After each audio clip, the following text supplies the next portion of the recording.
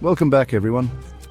Today we're talking about something important. Muslims in Europe. We're going beyond the news headlines and looking at the real story. We're talking about millions of people living their lives, working hard and facing some tough situations. From Paris to Berlin, London to Amsterdam, we're seeing how Muslims live, what they do, and what problems they face in Europe. So get ready to learn something new. Okay, let's talk about something important. When we talk about Muslims in Europe, we're not talking about just one group. We're talking about doctors in London, shop owners in Paris, and artists in Berlin. We're talking about families who have lived in Europe for a long time, and their stories are part of Europe's history. We're also talking about people who have just moved to Europe, some of them refugees looking for a safe place to live. Imagine leaving your home, starting over somewhere new, and then people don't trust you just because of your religion. It's not always easy to fit in. There are challenges, different cultures, and new languages to learn. But Muslims in Europe are strong. They're building lives, raising families, and helping their communities in amazing ways. Okay, let's look at some facts. There are about 25 to 30 million Muslims in Europe. That's about the same as the number of people in Belgium, the Netherlands, and Denmark combined. Some countries have more Muslims than others.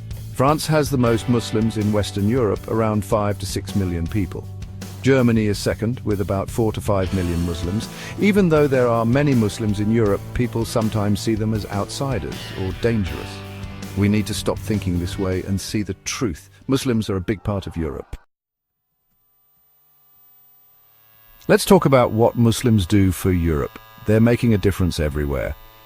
From businesses to art, they're doing a lot that we don't always see. Muslim-owned businesses, from small shops to tech companies, are creating jobs, helping local areas, and paying taxes.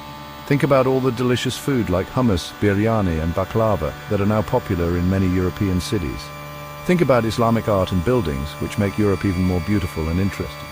And don't forget about Muslim politicians, activists, and community leaders who are speaking up, working for change, and helping to shape Europe's future.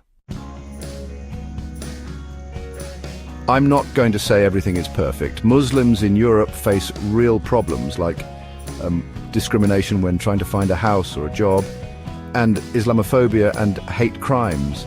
Some political groups don't like Muslims, and this makes some people afraid of them. But even with these problems, there is hope. There are many examples of people from different religions talking to each other, communities working together to stop discrimination, and people showing that negative ideas about Muslims are wrong. We need to listen to these people, fight against prejudice, and work together to make Europe a better place for everyone.